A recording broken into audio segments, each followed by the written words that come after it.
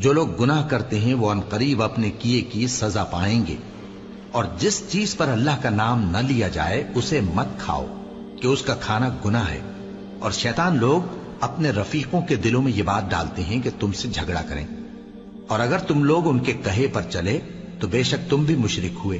भला जो पहले मुर्दा था फिर हमने उसको जिंदा किया और उसके लिए रोशनी कर दी, जिसके जरिए से वो लोगों में चलता फिरता है, कहीं उस शख्स जैसा हो सकता है जो अंधेरे में पड़ा हुआ हो और उससे निकल ही ना सके। इसी तरह काफिर जो अमल कर रहे हैं वो उन्हें अच्छे मालूम होते हैं। और इसी तरह हमने हर बस्ती में बड़े बड़े मुजरिमों को मौका दिया कि उसमें मक्कारियां करते रहें, और जो मक्कारियां ये करते हैं उनका नुकसान इन्हीं को है और इससे बेखबर हैं। और जब उनके पास कोई आयत आती है तो कहते हैं कि जिस तरह की रिसालत अल्लाह के पैगंबरों को मिली है, जब तक उसी तरह की रिसालत हमको न